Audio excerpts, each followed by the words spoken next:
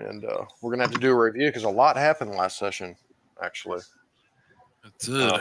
It started off. I was talking about Bear and his amazing social skills, just kind of coming out of nowhere. Nobody knew, and how Bear talked to the village elder. Remember that? Oh yeah. The village after the song, having supper with the elder. I think you gave him a bottle of scotch, and he was very appreciative. He told you about the last priest of the Birdman, or Birdman, I guess. Yes, the Ranu. So I put some pin. I marked up the map a little bit here. It's weird how it doesn't drag the screen to my other computer. So that's where we started last session. We started in Hangaroa Village. It was your first night there, actually. And I think you guys slept overnight. And I remember Dr. Van Helsing trying to verify these stories about the lights in the northern parts of the island. And indeed, he saw lights that night, remember? I do. Kind of faintly, but they were there, coming from the direction of the Ranu Rarku volcano on the other side of the island. They have an over like every other 3 nights or something? Every 3 nights, like clockwork. Okay. But it seems to be only the shepherds and soldiers seeing them. Of course, the villagers have a curfew, like a 9 p.m. curfew. So, and then you guys, that next morning, you went up to the dig site up here and did some investigations on the archaeological expedition's dig at this Moai site, and found the secret entrance that they found down into the cave. Somebody broke a mummy accidentally. Big Bear broke a mummy. That was part of my skill set right there, mummy breaking. And I dissected one. Yes. And then we got attacked. Yeah, apparently some deep ones are down there or something. Not liking the presence of humans so close. And then you guys went up to the main volcano here, the Ranu Cow, I believe it's called. Ranu Cow, to look for the cave, the secret cave of the last priest of the Birdmen, the Tangata Manu.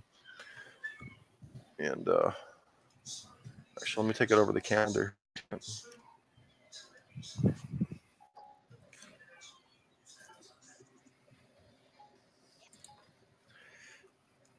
So we find ourselves in December 1924. And it says the last thing that happened, exploring the slopes of the Ranu Cow volcano, Markov and Montmorency Laval discover the secret cave of the last high priest of the Birdmen, the Tangata Manu. And they made friends with him. As you met him, he was speaking perfect English. And he's got the linguistic skills, man. Yeah, perhaps one of you asked, like, how do you know English so well, living here in the island? And he just says that he has learned all the languages of the world from the birds of the air, he says. So apparently the birds taught him every language in the world. But anyway, just a kind of a recap here on what he said and what he told you. I'm just going to go back over here for now. Hold on. It's December, so it's going to be a new year soon, 1925. I don't think anybody survived a whole year in this game yet, but we'll see. I think Dr. Van Helsing, I think you're actually one of the remainders of the main core group way back in the Boston days. I think I'm right. Yeah, you are. Wow. You are right, man. He's the original. He did take a little hiatus, but he's back. But he's back. I pass around a mirror and tell everybody of the tales of past heroes. And then you start a line of coke off that mirror. Yeah, they were not a mirror, no, a piece of like a sharp. What am I calling the stone? You know what I'm saying? That polished stone. Piece of agate, like a piece of agate. Yeah. No. I thought I was going to take you seriously and be like, well, there's witches in those mirrors. Yeah, no. The doctor knows that. His eye rolls. Mirror. Yeah, actually, you were the first one to see that. trained girl in the mirror back then. In the Anyway. bathroom. So the Tagata Manu greets Montmorency and Markov, and he tells you a story, basically what he claims to be the true history of the island. And he tells you that number one, the islanders were not the first people on Easter Island, and these beings or people called the Hanu Ipi, the long ears, were here first. And the long ears changed from fish to men in 10 generations, he tells you. They were not like us, he says. They built the Moai and the place of the star watching, which is on this mountain. And they told the first of our people who came to the island that the island was sacred to their priest who lives below the water. And he tells you when his people came to the island, they first welcomed us, he tells you, but then they killed some of us most horribly as food for the Moai. And there's sort of this pause as he seems to be deep in thought. And he says the Moai are somehow alive, but this is really not understood. He says the first of the priests of the birdmen prayed to the old gods of the sky for aid and was answered by the god Noah. And with knowledge given to him, the priest, and the Crystal of Noa, we destroyed the Hanau Ipi in a great war, burned their bodies. We found the burn pit. That's right. which was very mysterious, according to Professor Methridge. He had no idea what it could be. And he goes on, he tells kind of this story about the people of Easter Island. And after you learn all of this, he tells both of you that there's much more to learn. Or, for men such as you, he tells you. And he actually offers both Markov and Montmorency instruction on the arts of the priests of the birdmen, if you wish. He tells you that you would have to remain on the island. And then he gives you 3 gifts. He kind of goes back to the back of his cave, and you hear something kind of rustling around back there, some kind of wild animal or something, but it's dark, and you can't see what it is. Sounds like it could be a bird, but a very large bird, if that's what it is. But anyway, he comes back with these gifts, and he bestows upon you first the mask of Noah. He tells you the mask is carved of wood, and he claims that when the mask is worn, it allows the wearer to breathe water. The second gift, and by the way, something I didn't mention last session either, Lee and Aiden. He tells you that he's lending you these artifacts. Okay, he's lending you these religious artifacts. Okay, Right. and there's a story behind it. Okay, and I'm getting to that. The second thing he lends to you is a set of instructions or directions on how to find the Crystal of Noa. And he gives you an explanation of the crystal's use. He says it is the size of a man's hand and glows softly. And when the words Noa, Noa, Nafel, Fatagan are spoken while holding the crystal, it emits a flash and a beam of powerful light to smite your enemies. And what's the chant again? It is Noa, Noa, Nafel, Fatagan. And some of you who have studied the text recognize that word Fatagan. Often when the great old one, Cthulhu's name, is spoken, that word is used as well. But anyway, he says the crystal, the beam never misses, he tells you. And the Nice. third gift that he bestows upon you is the spear of Noah. Under one condition, you guys. This is where he's kind of hesitant. You kind of reach out to take the spear from him, and he pulls it back.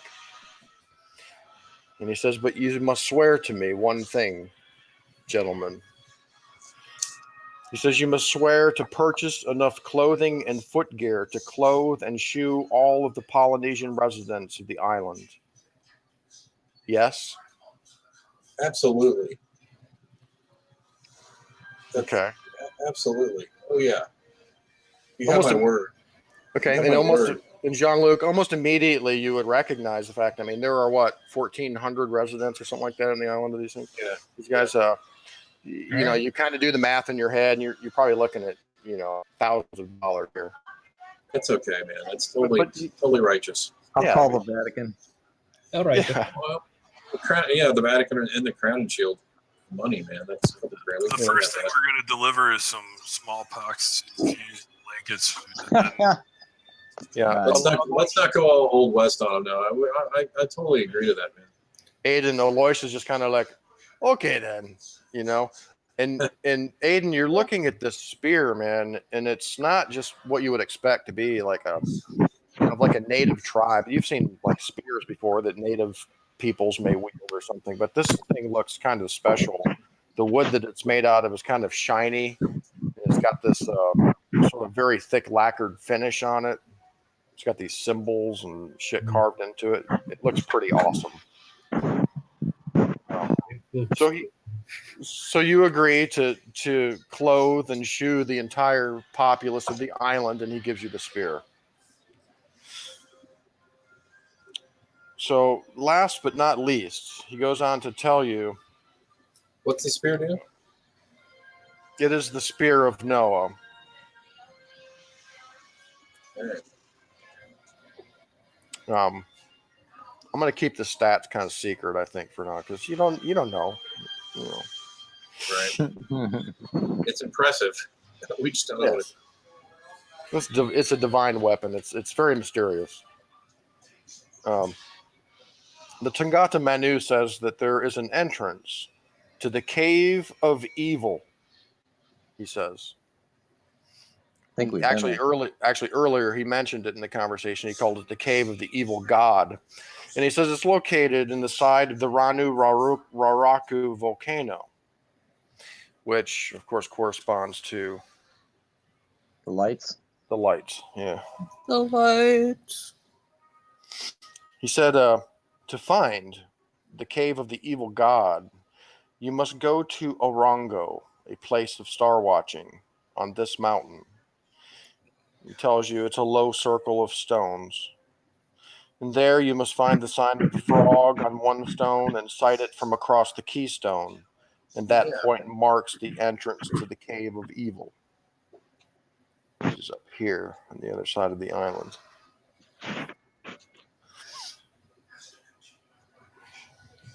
Lastly, he tells you, to find the cave of the Crystal of Noa, you must go to the cliff of the Birdmen and look to Moku Nui, the sacred island. It's down here. Actually, there's a pretty good representation of it here. So we need to do that first, man. We need to get the crystal first, right? He tells you that 50 feet below the surface is the cave where the crystal is located. And he goes on to explain to you that it was to this outcropping of rock the aspirants to priesthood would swim when choosing a new priest. And I have hidden the crystal there.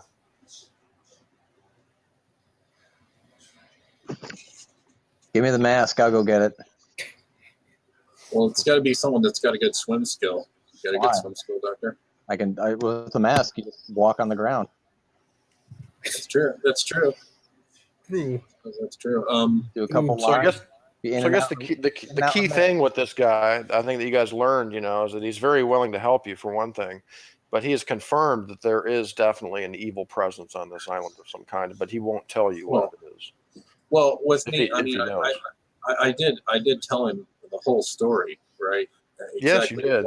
why we're here and what's going on. So, you know, I try to question a little bit more about the lights, you know, and what's going on there. Obviously, there's some evil we're trying to summon, right? What are the On that- birds? He's not very forthcoming with any information. If he knows, Okay. That's fine. That's fine. he listens politely as you tell your story. But the only thing he really gives you in return is sort of this history lesson, Okay. an offer to learn more, Yeah. and loaning you these artifacts. And he's basically telling you, go to the cave of the evil god. You know, take the Crystal of Noa and take the spear. Yeah. And of course, you know, the people need your help. And All right, you man. have- Well, we definitely thank him profusely. You know, thank you for the knowledge and the help. And me and the Russian will definitely be back to learn your bird-loving linguistic ways. How Maybe. about try to encourage him to this house where the rest of us can visit too. Mm. And yeah, we have Build some other. stairs. And please don't hesitate to help us because we're obviously up against a serious foe. All right. He doesn't really say anything. He gives you this cup of like hot, steamy, dark liquid. Smells like tea. And he smiles as he begins drinking his. Oh, I drink deeply. Yeah, he tells you, he issues a warning, you know, if you plan on going out to the island and finding the cave, he warns you that it may be hard to find, but be persistent. Because again, he hasn't given you like a location. He just says 50 feet below the surface somewhere there's a cave. Well, I think we could probably take the airship out there and then, you know, dive from the airship down there. Whoever's got good swimming skills, and like Tom said, you know, if you have the mask, I guess it doesn't really matter.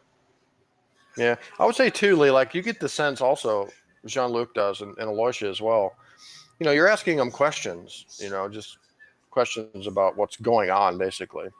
But he's not answering much, but he does, you know, issue a warning or tells you to be careful, kind of a thing every once in a while.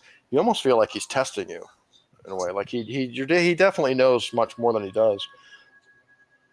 But give me a psychology roll, actually, if you want, both of you guys. Okay, I'll do psychology roll. We'll see if you can impress him with your insight. Which dice again? You can click the green button next to psychology skill on the character sheet. Right. That's a hard Ooh, success. Whoa! Wow, nice, Aiden. Check that box, bud. Boom! Make sure you check your skill there, dude. Nice work there. Holy French. crap, dude! The Russian and the Frenchman have. Nice rolls to start the game, guys. Psychological masters. Not only have you not told us exactly what we need to know, but we know you have a penchant for cherry-flavored tobacco. Dinner. No, I you, can figure out. like I said, both of you are quite certain that he's holding back on you. So you kind of soften up and almost get to the point of you feel like you're almost having to beg him, right? He seems receptive to this, and eventually he does give you something. He tells you that there's a way to use the Spear of Noah to command and befriend The mountain.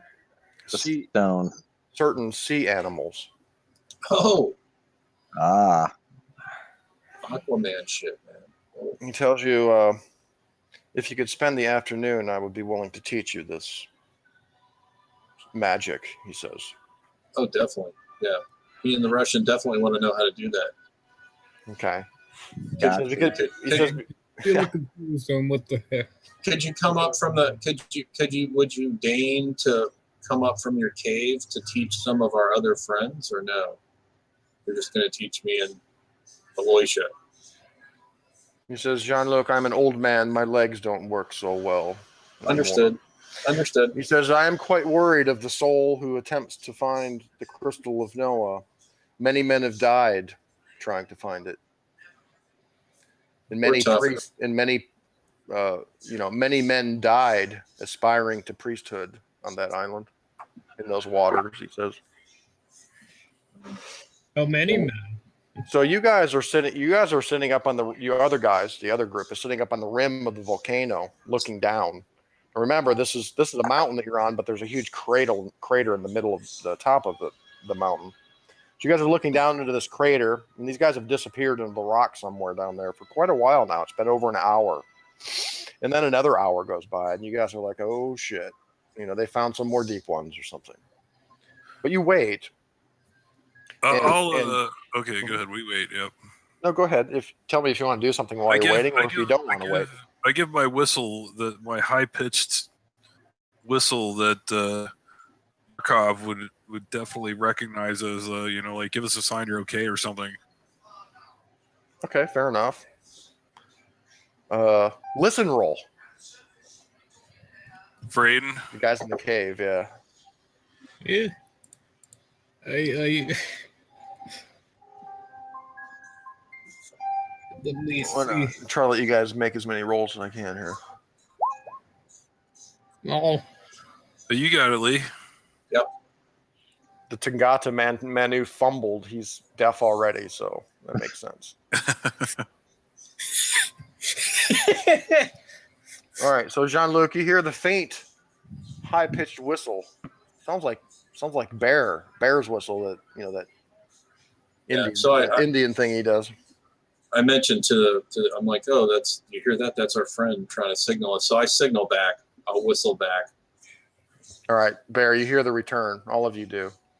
Eventually, it takes a few tries, but I think that's. I'll let you guys roll listen too. Why not? Okay. Because if you don't hear it, then they're dead, right? Don't leave us here. I will kill you. We'll have to suspend disbelief and just think that they're all dead, and just hope that the second wave arrives pretty soon. Oh yeah, man, 17. Nice roll. Tom, you can roll listen too if you want for Van Helsing. I'm getting there. Hold on. All right, cool.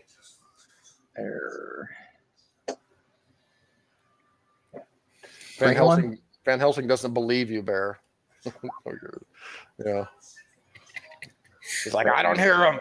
I don't hear nothing. Stick with the medicine, white man. Exactly. Bear said something to you about white men. You think it might have been an insult, but you're not sure what Bear's mumbled under his breath at you.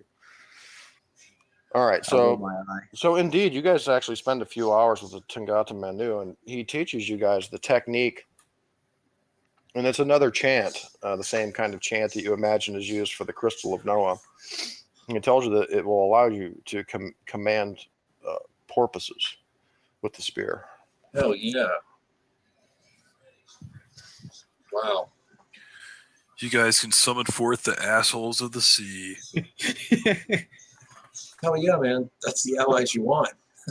You can hear the flight of the Valkyries now with the pod of porpoises coming to the rescue. Escaping the cataclysm on porpoise back. All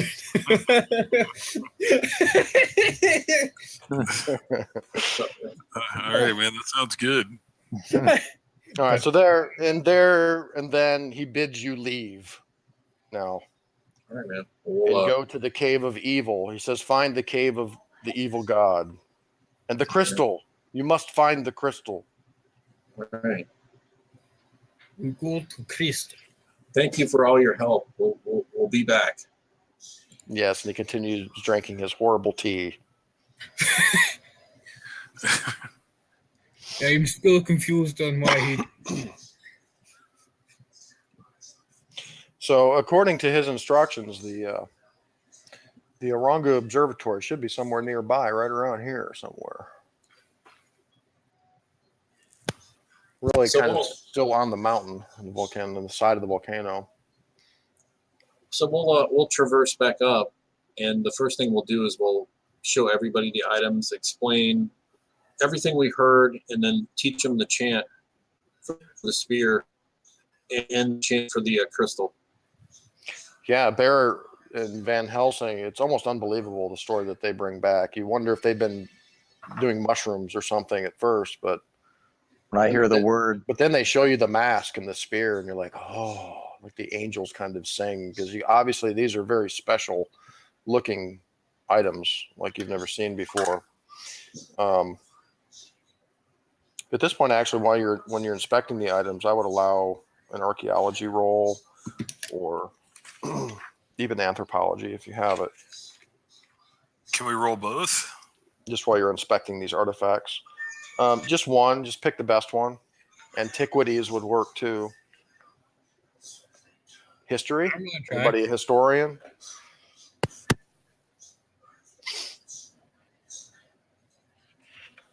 Yeah, any science skills would be good. I know Van Helsing, you specialize in medicine, so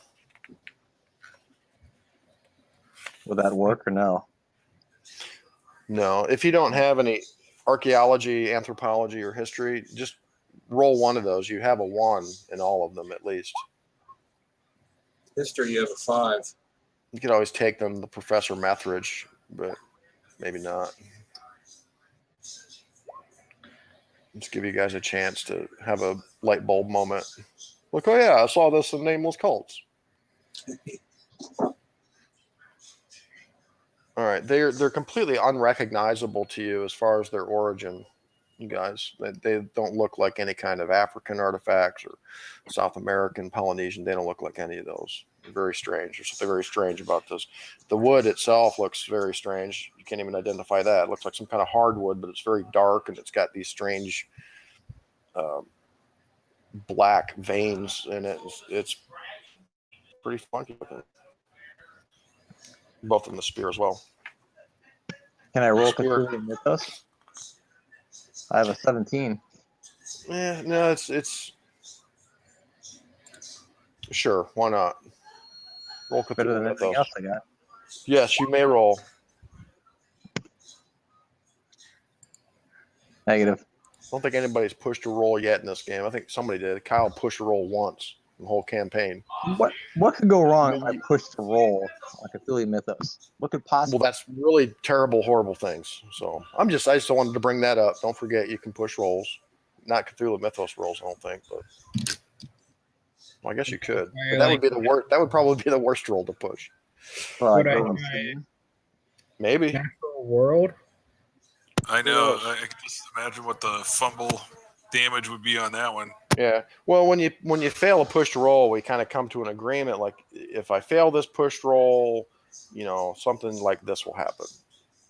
And it has to be something to do with horror, usually. So it just creates a twist in the story, like just a sudden cut to action or something, Anybody else can roll. If anybody else has Cthulhu Mythos, they can roll too. I was curious about natural world. That could work. I would allow that while inspecting the mask and because they are made of strange materials too. Let's see if maybe you can identify the materials I've got a 30 in that. with a natural world roll. Ah ha ha ha. Good. Nice. Right. So, Elisha, your father was actually a carpenter, okay, and quite good carpenter. So you're familiar with wood, hardwood, stuff like that, okay? And so I'm going to confirm with you that this looks like no other hardwood or wood, for that matter, earthly wood that you've ever seen before. It's very coarse and rough, but extremely hard. It is good shield. Yeah, almost indestructible looking almost. If it were any harder, it would be stone. All right, anyway. I will group this. Awesome. Definitely special items. Yeah, so I guess we kind of need to decide how these items are going to be carried as well, or if we're going to split them up, or just as everybody we keep them together. Let's see. So I'd hate here. for something bad to happen, and have us forget, like, well, who had the spear? So I guess for spear wise, it would be fight brawl, right? Yes. Okay, so I have a 65. What's everybody's fight brawl?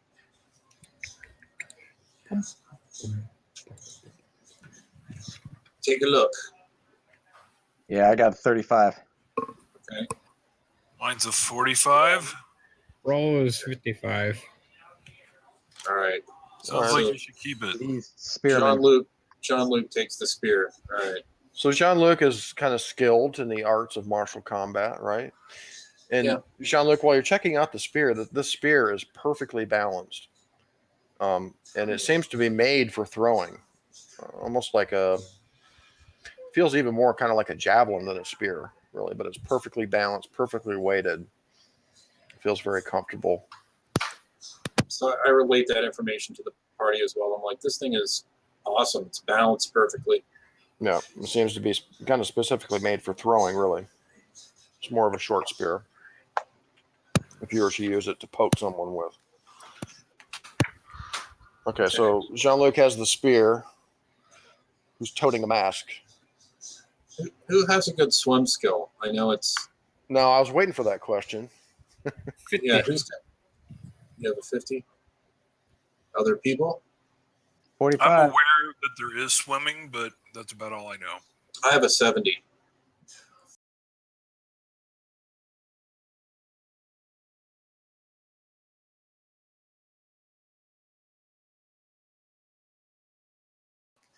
So that was it. Jean-Luc was like an Olympic swimmer before he became the world's greatest burglar. Well, it's definitely a good skill to have, man, as far as burgling. You never know when you might need to swim the hell out of a place or get into a place via Right. swimming, you know? I'm surprised how good of a swimmer I am. 45? What the heck am I been doing?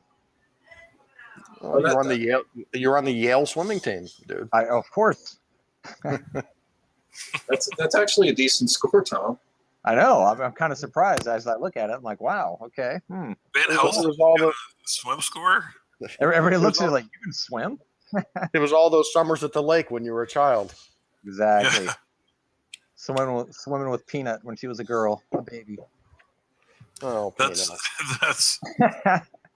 that's when things went wrong. Poor Peanut. Okay, I mean, well, take the mask, Tom, since you actually have a semi-decent swim skill. That makes sense. All right. If everyone's okay with that, I'll go mask. Who knew? Van Helsing was almost the last person I thought who would be jumping off the cliff of the Birdmen, but we'll see. Yeah, man. Well, I think it's going to be Van Helsing, me, and Aloysia, right? Dude, I think it's so funny that at the beginning of this episode, the conversation of like, nobody's lasted more than a year. And then as soon as that happened, Van Helsing's going to take the thing that most certainly is put him directly in harm's way. Well, we gotta find the crystal, man. We gotta do it. If I fail, somebody's got to. I mean, listen, I'm all for it. Time to dance with the devil, baby. Right. all right. So it is still early afternoon today. So you guys have a choice. You can go look for the observatory, which is kind of nearby. You still haven't really checked out the Cliff of the Birdmen, but I mean, I put up a picture there. You can see what it looks like. But you haven't actually checked it out. There's always also the Ranu Rarku volcano, which you guys haven't been to yet, where the lights are coming from, and where this supposed cave of the evil god lies. Yeah, that sounds like last. Yeah, I think we need to get the crystal first, right? and probably a little further exploration of the dig site, if you wish. Could we have been checking out this volcano here while they were downstairs, like for the past 2 hours? Could we have checked this area out while they were doing that? Yeah, we can assume that. You didn't find much. Okay, I just want to make sure we've looked and we knock it off. That's all. Yeah, well, it's as I've sort of a foreshadowing, Tom, it's going to be a little difficult to find the observatory. It's not something that's just kind of out in the open. And then just looking at the map, it looks like a small map, but the place is deceptively big. I mean, just on foot. I mean, you can imagine you're just like a little fly speck on that photograph there. You know, there's quite a few square miles between you and the edge of the volcano down here. I mean, look at it. It's like a big ass. Yep. I mean, it's huge, dude. That's. And I think just the angle going up too is a little deceptive. It's pretty steep going Oh, no, up. you can see the road on the far left. You can see how big it is. Mm-hmm. Yeah, the grade's serious there, man. Yeah. So yeah, you guys explored the general area here, but haven't seen anything unusual.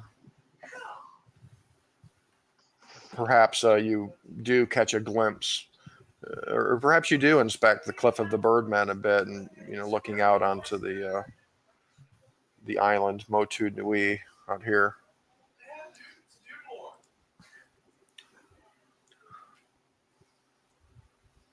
So let's go get the crystal, man. Yeah. I say we jump in the water. We summon the porpie. we sort the place. We could go get the airship. Right. The Zeppelin will be ready tomorrow. So let's do that. Let's go back. Let's get the airship. Bring the airship out here, and then from there, the 3 swimmers can depart right on top of it, and you guys can cover us. Right. Now let's think about this for a minute. If what's dangerous in the water? Okay. Everything. Well, my point being, if it's like sharks and that kind of stuff, or even if it's not, even if it's something else, if you have the spear and you can call these things to help defend you, maybe you should take the mask and go with the spear and go find the crystal. Yeah, I'm all for that, but definitely, I mean, the 3 people who have the swimming skill, which would be you, Tom, and then our Russian friend, and then me.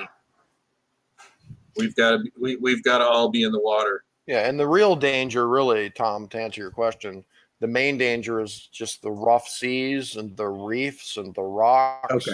Okay, cool. Maybe a cave shark, you don't know, but I'm thinking all Aquamanish, as somebody said. I'm like, but from what dolphins you've stuff. seen, but just looking out there, these are pretty rough seas, dude. Just floating around in that water, around those rocks and shit.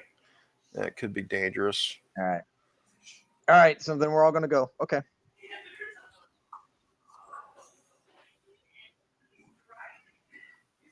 Can he swim? What's his swim? No, What's his my swim? swim skill is. Can we? Well, yeah, you also have to understand that Bear has survived all the way from the Covenant Canage. So he's been around for a while. I think he's going to stick around for a while longer and just observe. Yeah, I'll cover you guys. Yeah. I'll whistle in case there's danger. So yeah, so let's in the rear with the gear. So what we could do is we could go and try to find the frog stone and locate, right, and do that, and then go back to the ship, and then get the airship ready, and then come back the next day with the airship, right? Does that sound feasible? What good is the airship going to do? Why not just let's go get the stone now? Well, because with the airship we don't have to be on the shore. We can be right above the island. Oh, and like shimmy down like a rope. Yeah, exactly. And then the airship will be right there, man. If we need support, they're right there, you know. And I'm sure Devlin's a crack pilot, so I'm sure he can get pretty low. Right. So rather than actually like swim from the Cliff of the Birdmen out to the island, you could just land yourself right on the island. Exactly. And start searching. Right. And then, do we have any 30 caliber belt fed weapons attached to this? Yes, you have two. You have 2 Browning 30 cals with custom mounts on the transport on the ship. All right. Well, when I'm covering them, I'm going to cover them with that. Yeah, that's the kind of cover we need, man.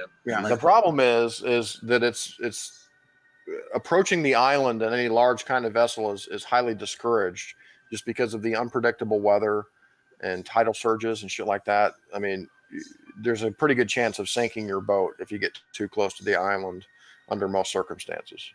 So boats are usually anchored a couple of miles off the shore, and you just row in or motor in smaller boats. Oh, I was talking about if we had anything mounted to the Airship.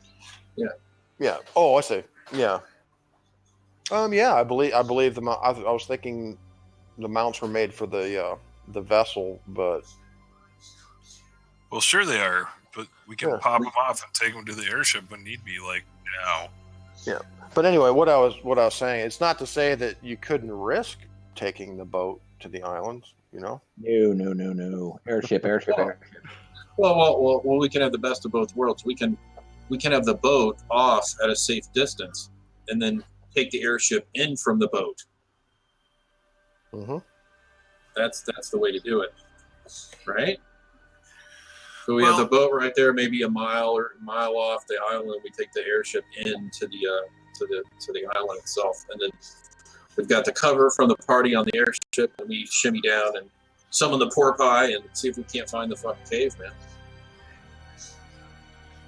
I'm going to retro here for a minute and take one step back. Tom, when you had mentioned that perhaps you and Bear had searched around the volcano, the lip of the volcano, while those guys were down there in the secret cave. Yep. Get Bear and Van Helsing, give me a luck roll.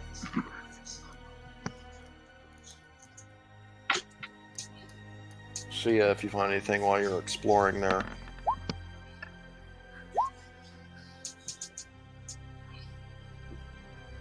Bear's got an 18 luck, or no, I'm sorry, 36. Ugh. Okay. Okay, never mind. Is there anybody else there with him to roll that? No, I think Johnny Law and Clark are getting the scoop down in the village. Gotcha. Clark is taking pictures like a madman. He thinks he's going to get some kind of prize, you know. It'll be National Geographic. Indeed. So yes, the airship will be ready tomorrow. So if you want to do it that way, you're going to have to wait. I think that's the best way to do it, don't you guys? I agree. Sounds good to me. That way we can reposition the ship, and then the airship will be ready tomorrow morning. We can take the airship to the island. The three of us who can swim will disembark, summon the porpoise, and then we'll search the island. You guys can cover us with the heavy machine guns. It's better than no plan. Yeah, just cover all your bases. All right, so what are you going to do for the rest of the day? Well, we'll go. Or keep searching the rim and see if we can find. What about the frog? What about the frog rock? And Yeah, Yes, that's what we need to do. we keep Locate searching. the entrance. the place of star watching, Yeah. the So Orongo. let's do that. And Let's we'll- make some good old spot hidden rolls. all As right. we're exploring or searching for that.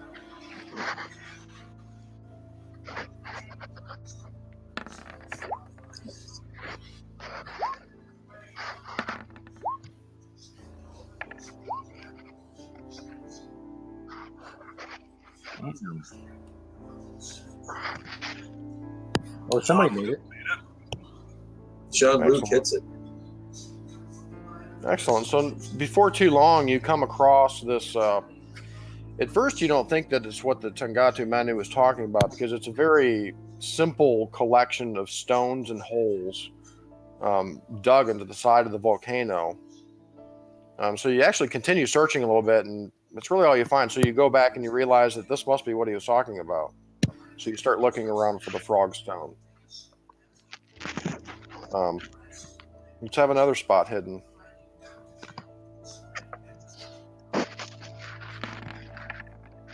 Ooh, extreme.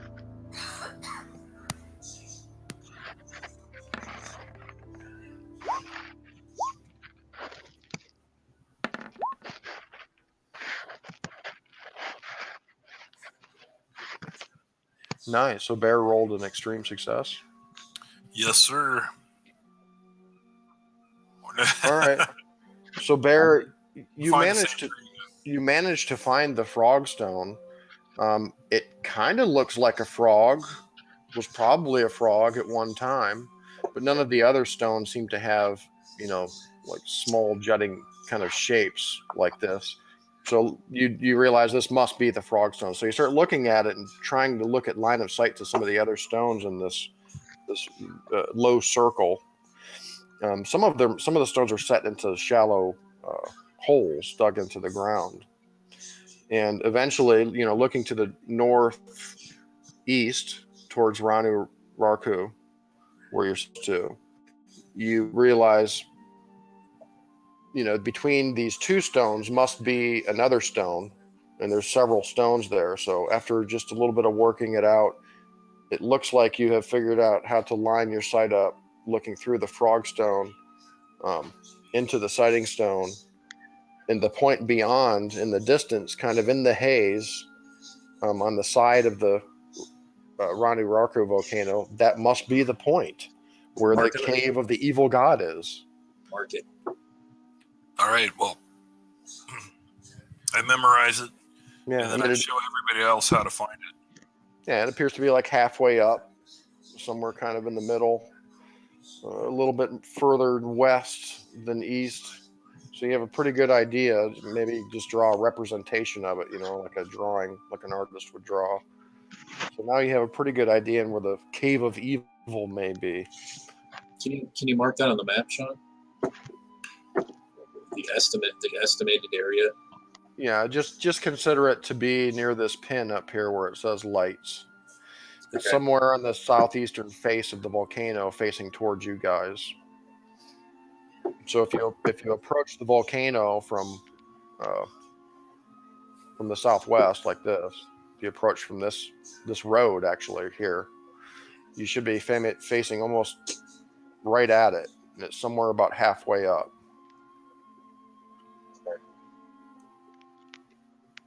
It'll be another climbing expedition probably, Oh to man. get up there. We need to get some climbing gear, like ropes and pulleys Yeah. and. We have all that. Hmm? We have all that. Yeah, we have all that, man. I just since I've got the best climbing skill, I just have to go first and make my rolls, and then lay the Groundwork. groundwork, Yeah. basically. Yeah. Yeah, Jean-Luc is actually an amateur mountain climber. It's kind of a hobby of his. And of course, all the second story work that he's doing. Yeah, it all gets back to the burglary again. Right. I think Alicia has a pretty good climb skill, doesn't he? Yeah, All right. 50. Oh, nice. He Yeah, made that's it. how I made it down there with the Yeah, was John Luke. Gatu guy or whatever. Yeah, he made it to the secret cave. All right. At this point, guys, let me look at the calendar here for 1 second. It is December 14th. It's a Sunday. So Sunday afternoon, the weather starts looking kind of foul. Like the clouds kind of darken up a little bit. It looks like one of those squalls is coming in later this afternoon. So you may have some, limited time, or at least limited visibility on your trip back, or wherever you're going here. And I would say there's a good 7 hours of daylight left, something like that. I think we're gonna head back to the ship, right? Help with the airship. Right, back to the village and then row back out to the ship. Yeah.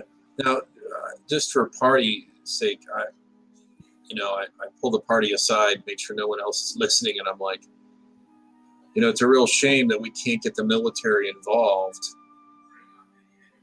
right? Bear shakes his head. Well, you would think, at least Captain Pereira has softened up a little bit since you first got here.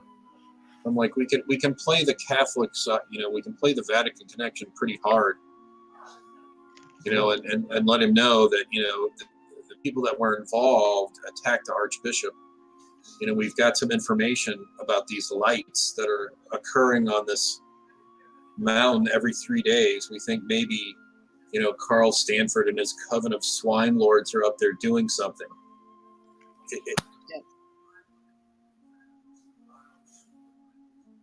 Can we send the father That's a good idea, Aiden. Actually, Aiden, that's a good idea. telegram? A tele-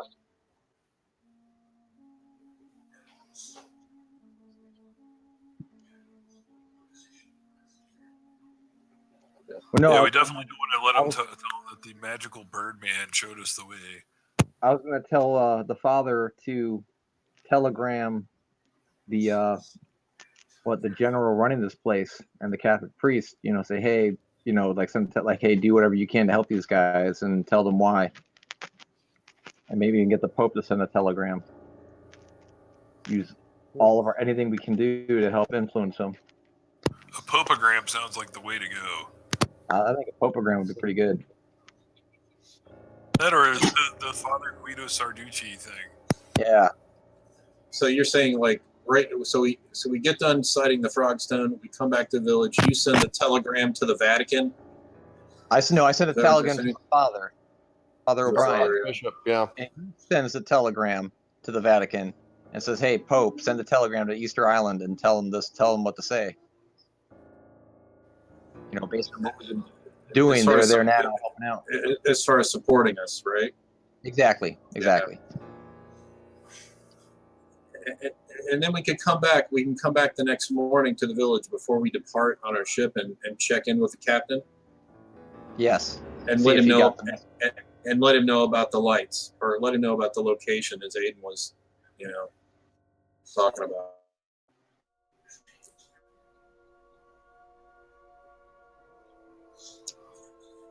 Okay. All right, brother. Well, good having you play. Good having you play, Aiden. Yeah, Yeah, we're man. gonna shoot for Fridays, so if you play on Friday nights. Yeah, that'd be good because then Sam and Stewart can play again. Yeah, and that would probably work for me. You know, most Fridays anyway. Is that a day you can play, Aiden? Okay, cool. I mean, I could even say right now, do you guys want to shoot for next Friday? You know Yeah. what I'm saying? Yeah, for sure. Let's do Well, Aiden, let's shoot for next Friday. And for now, we can just have Aloysia just kind of in the background, you know, bodyguarding it. We'll try to find the crystal, but we won't go. Let's find the crystal. We just won't go into the cave yet. The evil cave. You can hang back with Bear with the 30 calibers. Yeah, it actually might be good to keep some forces in reserve here, guys. This is turning into sort of a military operation here. I mean, shit, there's a Popegram going out asking for naval support.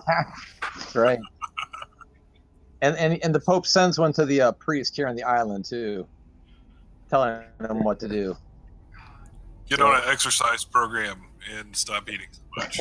And then one day a Chilean cruiser shows up, you know? Yeah. We know who's on that. Carl Stanford. The Pope. Didn't we read some telegrams about Stanford wanted by the police? Yes, he is. He's wanted by the Chilean government for murder. Yeah, he's a wanted dude. Yeah, apparently he killed 3 women on his way to wherever he was going. So next Friday, and just plan on playing next Friday. That's perfect. Perfect. All right, so the plan is to get back out to the boat. No problemo. Yeah, after we send the telegrams, we go back out to the boat. We'll meditate, clean our guns. Okay. Help with the if we can help with the construction of the airship. Mm-hmm. Well, all right, bud. Okay. All right, Aiden. Take it easy, man. Yeah, man. Have a good night, Aiden. Good playing with you. The session on YouTube. There's one matter though that I don't want to gloss over here. So there's a telegraph office in the military enclosure here at Hangaroa Village, right? Right. But it's it's controlled by Pereira, military, of course. So if you were to you realize when you get there to kind of just inquire about sending a telegram, that it would require a low-level officer, a military radio man, basically, to send the message. That's fine. It's to the it's to the Archbishop, right? Yeah, the Archbishop knows what to say. Yeah. So I mean, that's I don't think that's a problem, because he's being completely honest that it's to the Archbishop. It's a Catholic communication, right? Yeah. Mhm. And we regulate 46A, Father, contact His Holiness. Stop. Was it Knight to Queen's level 2? Yeah. Queen level 3. Queen level 1. Exactly. The green squid has jumped over the blue moon. Right. Mustache. All right. So the radio operator probably wouldn't know what to think. Although he would be impressed that he's sending a telegram to an archbishop. Wow. How about we take a little 5-minute break here, guys, and then we'll continue. All right. All right. Because so we're getting to the point here where the Zeppelin will be ready, and we can go from there. Sounds good. Perfect. All right, I'll be right back.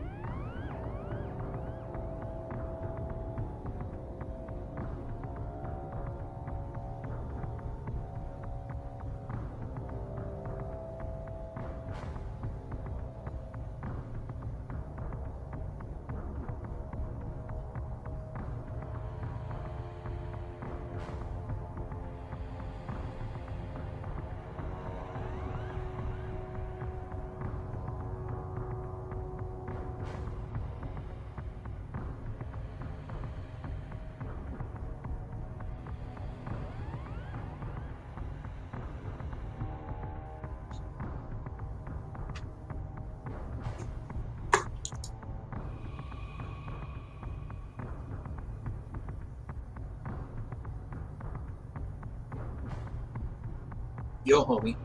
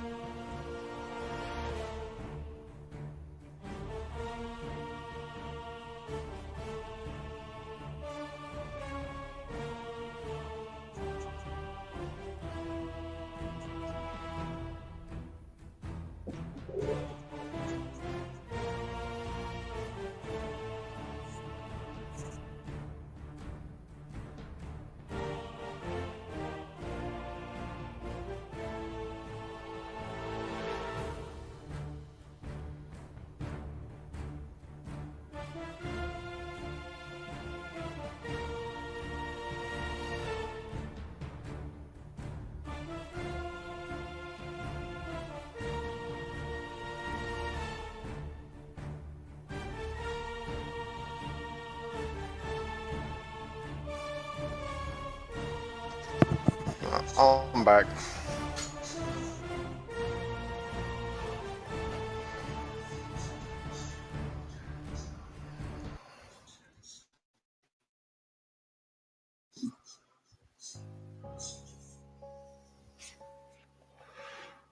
All right. It's going to be December 15th. Monday.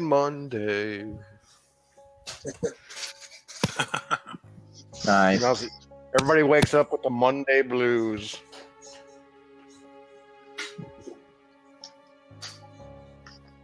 Saving the world again. Ugh.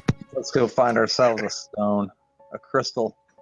So I think what we want to do first is we want to go back to the village and check with the captain and see if he's gotten a telegram. If he has, we should tell him about the lights and every 3 days, and right.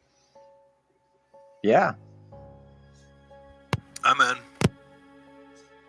Back in from the was it the Brunhilde Lee? Yeah, what was it? The God, I can't remember. It was the. I don't know if it was some germ name. I can't remember now. Yeah. Sorry. I thought we were called Anyway. the Pacific Sex Machine. It wasn't the Esmeralda. Esmeralda, thank you. Esmeralda, yeah. Okay. The Esmeralda is the decommissioned Chilean transport ship that you guys purchased in Chile. All right, so you depart the Esmeralda in your skiff and head back to the island. So now the task force appears like it's going to be Bear, Dr. Van Helsing, and Jean-Luc, and Pierre, your friendly neighborhood guide. And military. So you check with the radio guy to see if you got a reply from the Archbishop, and you did. And in so many words, Tom, Archbishop McBride gives you the okay. He's going to take care of it. All right. He also tells you that the second wave will be arriving around December 24th, Christmas Eve, With the on box. Easter Island. Wow. Yeah, Christmas Eve on Easter Island. You know, Easter Island was named because it was discovered on Easter, by the way. I didn't know that until recently. I didn't know that either. I didn't There you either. go. Uh-huh. Discovered on Easter Day by the Spanish, I believe. So anyway, the second wave, as you know, is the second wave of investigators from Malta will be arriving around December 24th. It's good to know. And McBride will take care of any Pope business. Hopefully he'll be able to send some kind of, letters, recommendations, perhaps even resources. We'll see. But so far, the Pope has kind of taken a back seat in this, and he's helped you, in other ways, sort of at the edges of his influence. It's wise. Yeah, didn't do you much good at the Woody House or with the Worm That Walks, but trust me, things have been happening in the background with the Pope. Excellent. Yeah. Fucking nobody's caught Carl Stanford yet, though. Bastard. All right, so what's the plan for today, gentlemen? Let's go back to the map here. All right, so we'll go back to the ship and we'll reposition the ship off the Just like we said. off the group of islands there, and that little Okay. a mile, however close we need to get, in safe distance. We don't want to put the ship in harm's way, and then we'll prepare the airship. Right. Well, Devlin thinks that roughly, 1.8, 2 miles offshore is sufficient. And he reiterates it's really the weather, because the weather's kind of unpredictable. But we could risk getting closer if we need to. It's not a problem. It's like Devlin says he would have no problem like getting in quick and getting out quick. But as far as anchoring close to shore, not a good idea. No, let's let's anchor 1.8 or whatever he feels is reasonable, and then we'll get the airship. And can we take a skiff onto the airship with a heavy anchor, a couple heavy anchors, so we can lower the skiff down? Yeah, it's actually equipped with one, like a dinghy. Okay, perfect. Yeah. And by the way, just for reference, it does take about a half hour, maybe a little bit longer, to row from Easter Island to the Esmeralda and back. It's about 30 minutes one way. Okay, so We're gonna have it's time. life preservers and lots of rope. Lots and lots of rope. Okay. Yeah, with some hooks and also some basic snorkeling gear, Huh? which Jean-Luc brought. Snorkeling gear. That's right. Brand new. Yeah. So I hooked the doctor up. I'm like, here you go, man. By the way, I'll be doing the deep diving, but you're gonna have to guard me from the surface, baby. I got a mask, dude. I don't need that. Well, whoever has the mask is gonna have to go down into the cave. Exactly. Okay. That's what I envisioned was tying the rope to the airship above and me just sinking straight down with the mask. Well, right. Walking into the cave. That's totally cool. Jean-Luc should be in the water and some of the porpoises. Yes. And then you can go into the cave with the porpoise, right? Aquaman style. Exactly. Exactly. Yeah. And so Jean-Luc can have the scuba, the snorkeling gear on, and the spear. You'll have okay. What kind of hand-to-hand weapon do you have, Tom? Let's see. Oh, I got the sword. I got the cane sword. I think okay, and that's blessed, right? For a second there. It's blessed.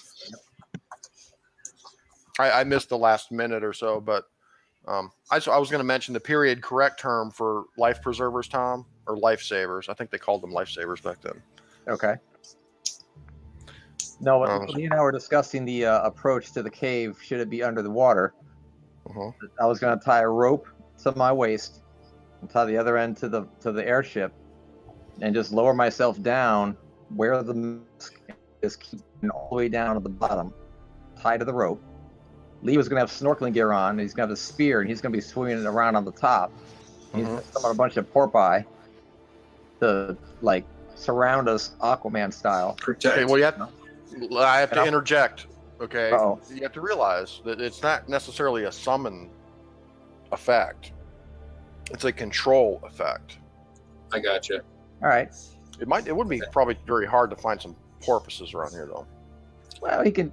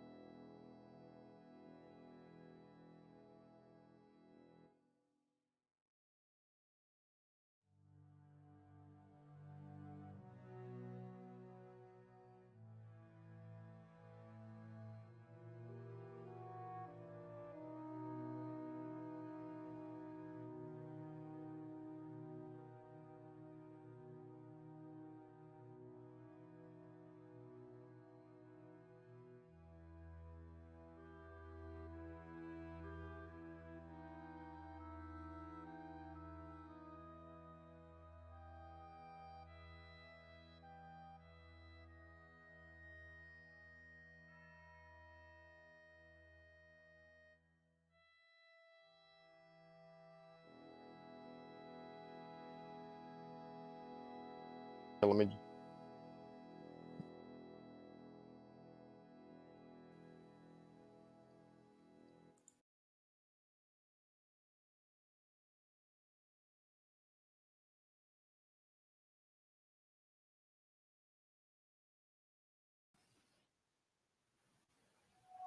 Here.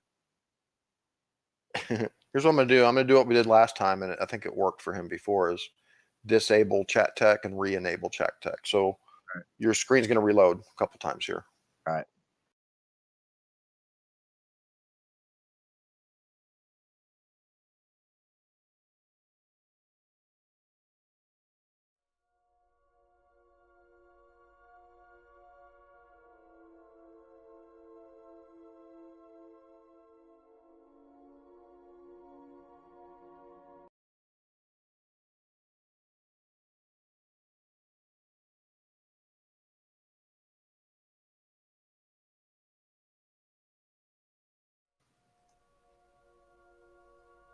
All right. Kyle, can you hear me? Kyle, can you hear me? Kyle, don't fall off the edge of the world now. I'm here. Kyle, you there? I can't hear him. Oh, I can hear Lee. I haven't. Oh, I can hear Kyle. I just logged back in. There's Kyle. Yay.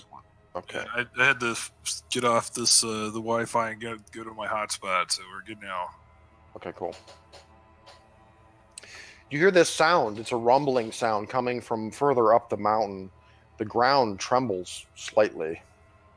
You think to yourself, what the fuck? Is that an earthquake? And then you see about 600 or 700 yards up the slope, towards the direction of where you found the cave mouth, torchlight. And you see several figures emerge behind this outcropping of rocks. And looks like three, maybe four of them are bearing torches. And they kind of appear briefly and then disappear back behind some rocks. There's definitely some activity up there. You wait. You see a flash of light lights up the night sky. Vroom, suddenly. From It's where? like a flash of lightning without the thunder. From up there, several hundred yards up, looks like from behind this, you really can't see exactly where it's coming from. It's a little ways up there, though. And then you see another flash and another rumble. The ground trembles a bit. And you wait. More flashes of light. And the soldiers at this point are becoming very antsy. They're whispering among, themselves, pointing. They cower as they're yelled at by the Frenchmen. Well, these are these all native islanders, or they're No, okay? they're South Americans. Yeah. All right, that's too bad. Nope, you're the only native here, Bear. Besides Pierre, isn't Pierre with Per us? se. Yeah, Pierre's a Frenchman, though. Oh, okay. Well, then never mind. Yeah, he's like a bohemian French guy. So you see another flash and another flash. And after watching this for about 10 minutes, there are no more rumbles, no more flashes, and then nothing. And you watch for another good 20 or 30 minutes, and you're not seeing any activity up there now. And the men seem to have calmed down a bit. And Pierre's asking you, Jean-Luc, he's like, what the hell is that? He says, I don't like the looks of this. What was that? Who were those people? What's going on?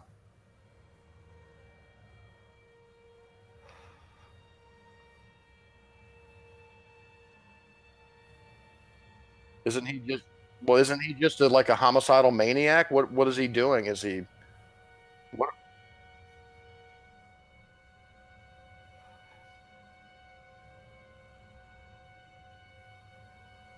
And that's why the Pope knows about him.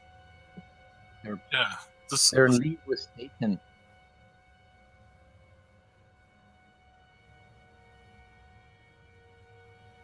This is like going to be a Bible story by the time we get done. You're in it. Pierre gives you like a disdainful frown.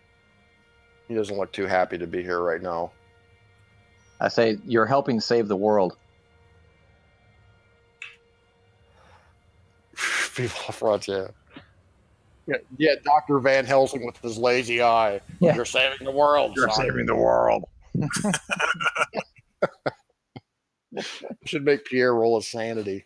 Matter of fact, I think I will. Aw. Yeah. Dr.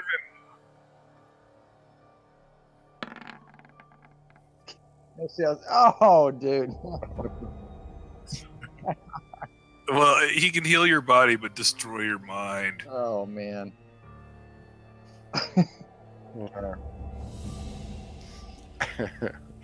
All right, so the rest of the early morning hours down here on the volcano are uneventful. And the morning begins to rise as Barry, you're sitting there in camp, kind of in the last watch. With some of the soldiers sitting around, they're cooking up some beans and mutton and sweet potatoes for breakfast. And now, Bear, looking up there, you can kind of gauge where those lights were coming from now. And they weren't coming from where the cave is exactly. It's a little bit to the west, maybe a little further up the mountain. But you can definitely almost pinpoint the area where those lights were coming from and where the Perfect. figures were moving up there.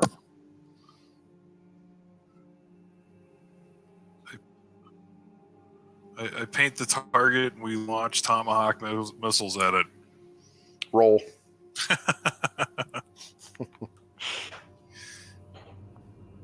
All right, so we're going to do some climbing today, fellas. Is that what we're going to do? Yeah, let's do a little more climbing. All right.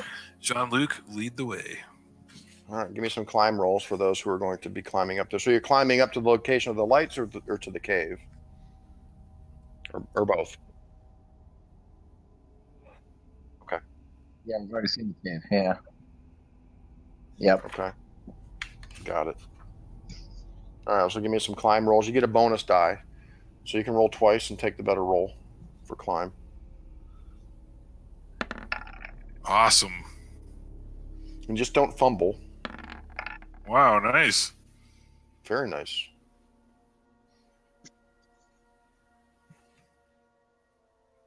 Come on, Tom. You have to be a little more optimistic. Hold on. You can do it. You can do it.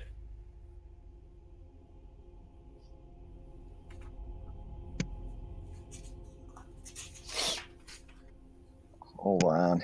Here we go. Okay, got the line on. Of course. Oh. Dude. Those aren't close enough to use luck. Those aren't good. Okay. Well, at least you didn't fumble. That's true. All right, so Dr. Van Helsing's kind of falling behind. Yeah, he is. Yeah. No luck roll or fall this time. Doctor, you're just falling behind. Okay, you're huffing and puffing a little bit. You may need to just do another bump to catch up to the other guys. That I can do. But you guys arrive at the location, a good 5 minutes or more before Dr. Van Helsing does. Okay. What you find up here, where the lights are coming from, you find 3 large moai, head statues up here. And it's kind of striking because these particular moai seem to be in much better condition than most of the other moai you've seen on this mountain. Almost perfect condition, in fact. These moai are also facing inward, inland, towards the west.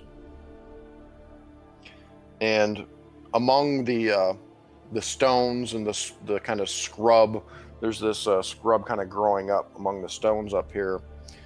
You definitely see signs of blood on the ground among the statues.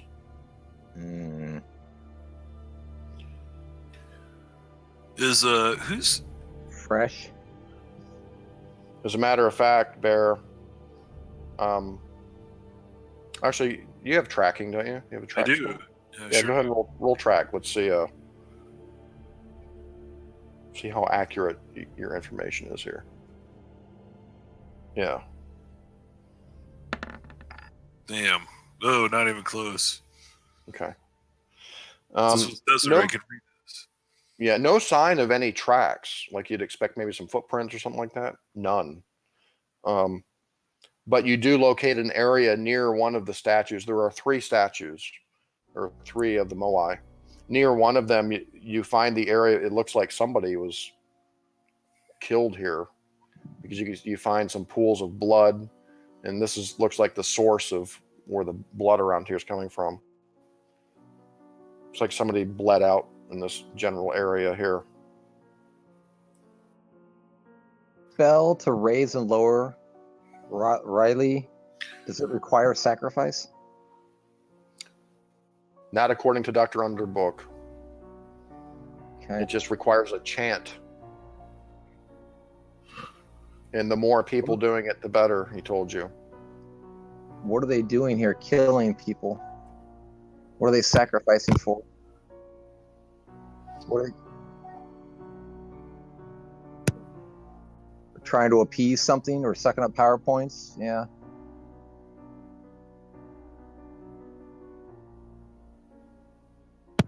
The PowerPoint drain sounds like the most likely scenario. Yeah, it does.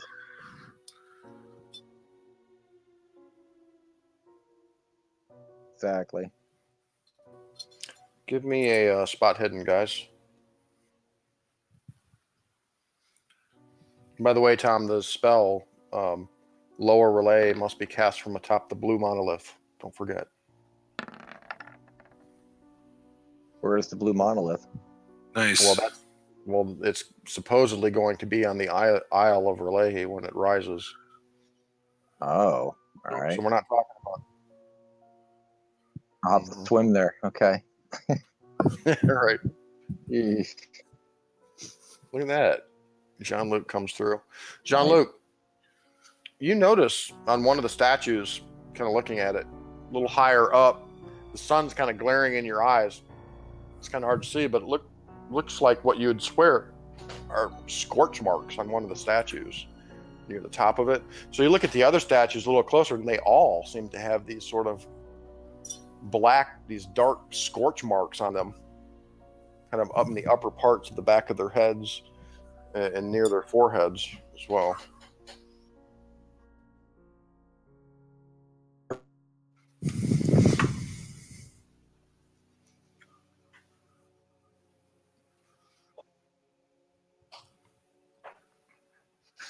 Okay, yeah, definitely. They look like burn marks, like some source of heat was applied to the upper parts of the statues. Fire, lightning, perhaps. Can I roll natural world to see if I can determine exactly what it was? It's hard to say, Kyle. Okay. They're just scorch marks. It looks like they're, somebody would have to do it intentionally. They're kind of high up there. It's kind of hard to say, other than perhaps, using the Crystal of Noa, which you haven't used yet, by the way. Supposedly shoots a beam of light out of it, It looks like someone would have to climb up the statue in order to make burn marks up that high or something. The only other explanation would be lightning strikes, perhaps. You guys didn't see any lightning last night, though. But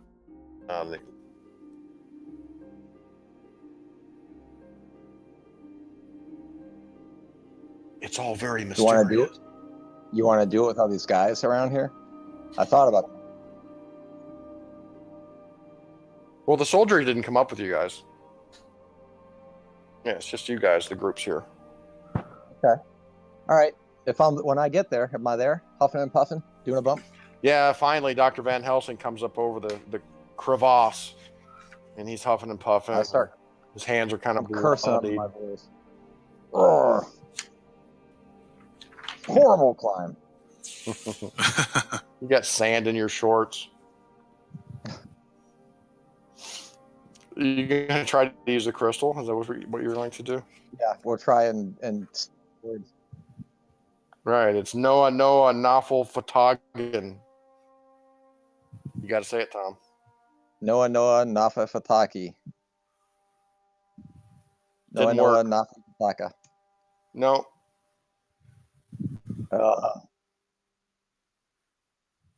Noa Nafo Fataga. Close. Say it like Dr. Van Helsing would say it, Tom. Oh no, Lafa Fataga. No. Guy. I said your damn words. Now get me out of here. Evil Dead 3. Yeah. Right, so as you guys are kind of laughing at Dr. Van Helsing, the crystal suddenly emits a bright flash, and you see this thin beam of light shoot up out of it, Tom, into the sky. It's like a continuous beam of white light. Yeah, I aim it at one of the statues. It starts burning into the statue. You see smoke coming off of where the beam of light is hitting the statue. Now it's on fire where the beam is hitting it. Oh my god. And you hear it begin to start crackling. I pull it away. Okay. I don't think I want to destroy this thing. I light my cigar with it. Really? Yeah, you.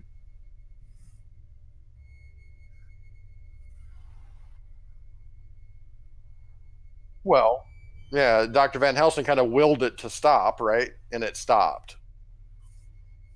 Okay.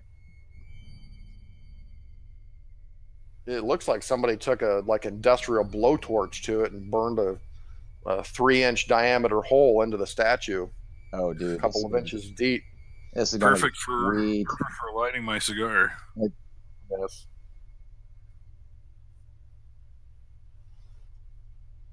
Not that he knows of.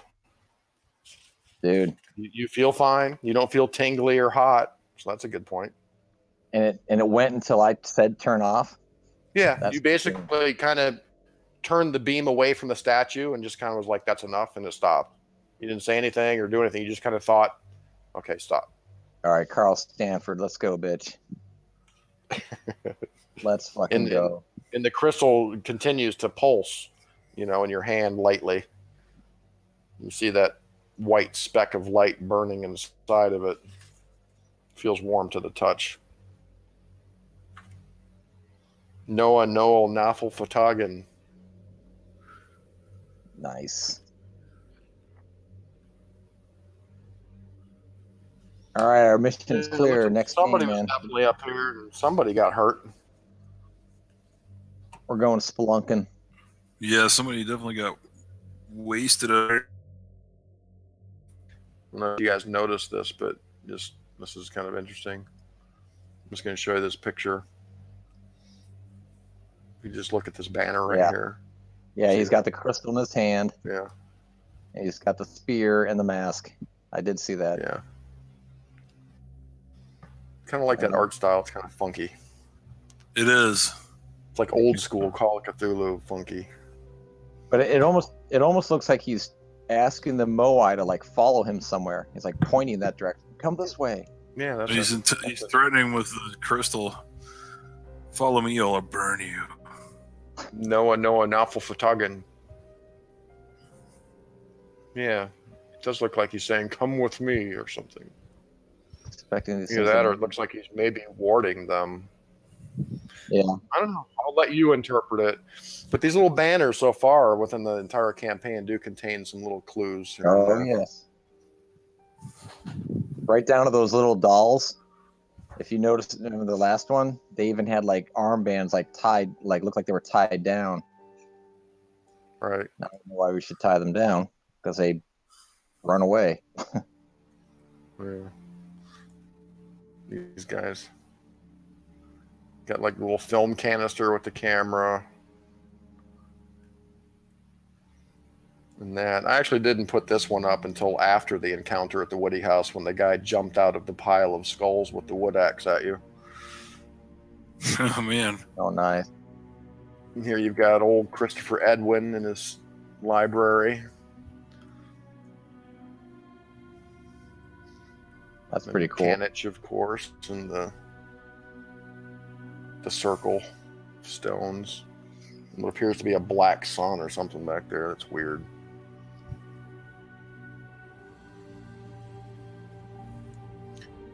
Oh, and this, I don't think you guys ever interpreted this one. Let's look to the future, right? It's just kind of weird. It looks like pumpkins or some shit over here. But one thing you'll notice, if you look up here in the corner, it's actually the bottom half of like an M16 rifle. Oh, yes, I see it. There's See the that? hilt. There's the clip. You remember that, Kyle, when Sparky found the AK-47, or Devlin passed on the AK-47s that he found in New York? Yeah, man. There's the fedora. So yeah, I just wanted to do a little review there. That's good. But yeah, it looks like you got this dude who kind of looks like the priest of the Birdmen here, doing something with the Moai. All right, so you spent the night on the slopes of the Ranu Rarku volcano and saw some shit. The soldiers are still pretty uneasy this morning, and the sergeant asks if we'll be staying out here today.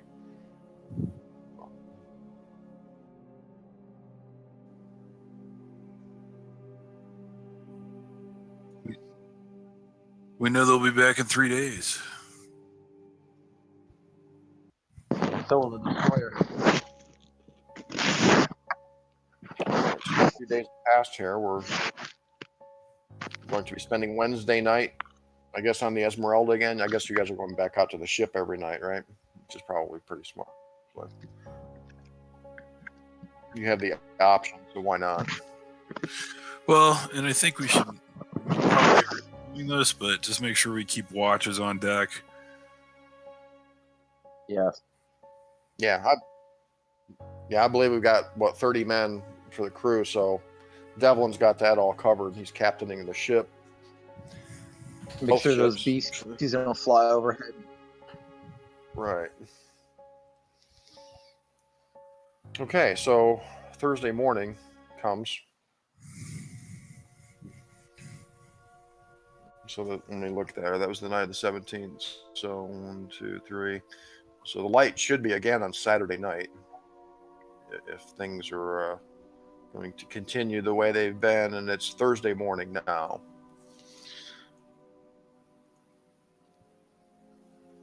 So do we just want to wait around for a while? I mean, you know that you're supposed to, the O'Higgins is supposed to show up here any day now. And you're assuming that they're going to have a contingent of men. I mean, you remember the O'Higgins had a bunch of, like a company of Marines on board. Remember that? Awesome. So you guys would be actually realize, when the O'Higgins gets here, and if they're friendly like Pereira is with his men, they've got 100 Marines,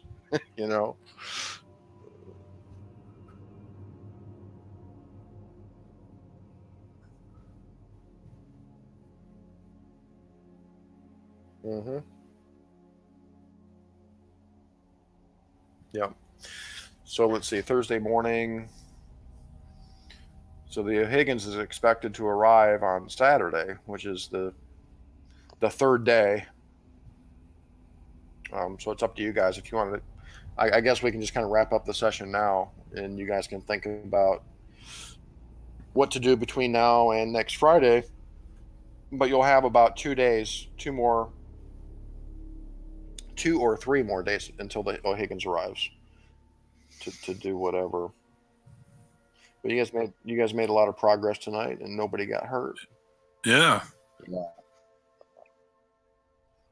That was some great rolling. And we got everything we need to assault the place. Yeah. Theoretically.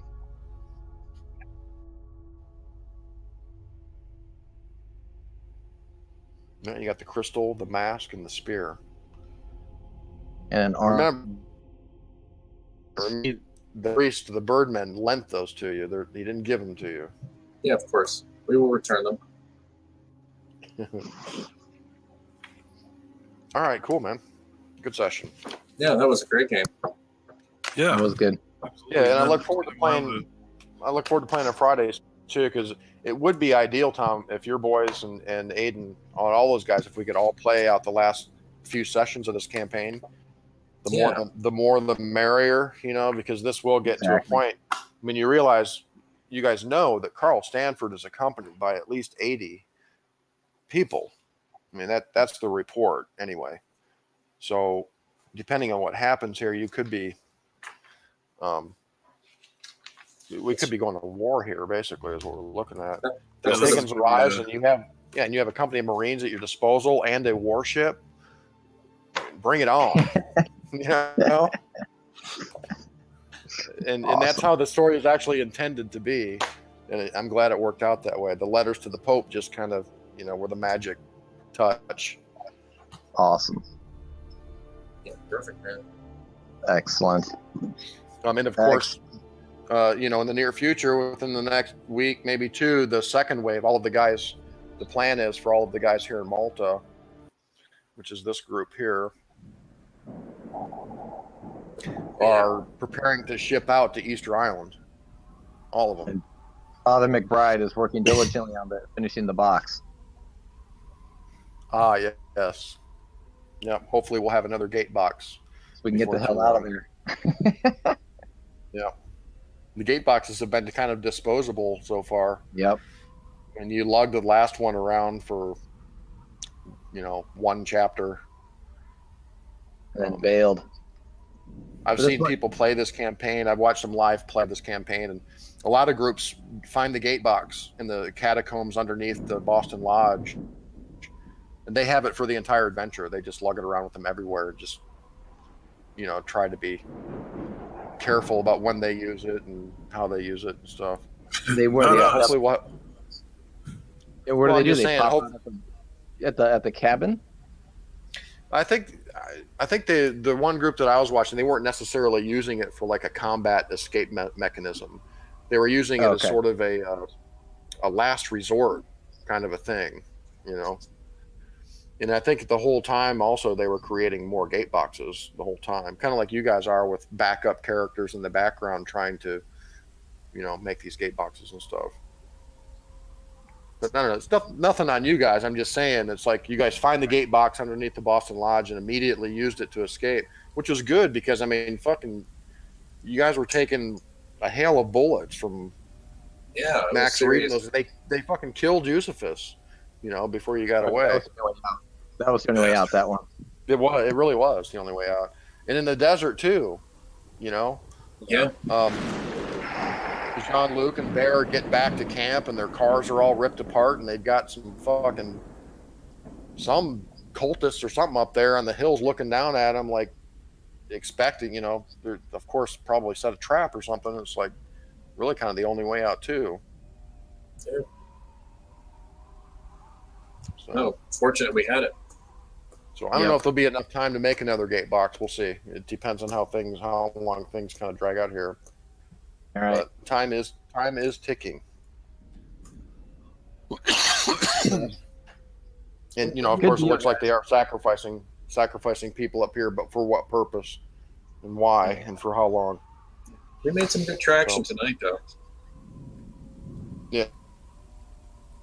We'll see you all next week. All right. All right, gentlemen. Good night. Yeah, great game. Good job. Yeah, great game. Yeah, thanks, Sean. Good night, Yep, fellas. thanks, bud. Thank you. Good night. Bye bye.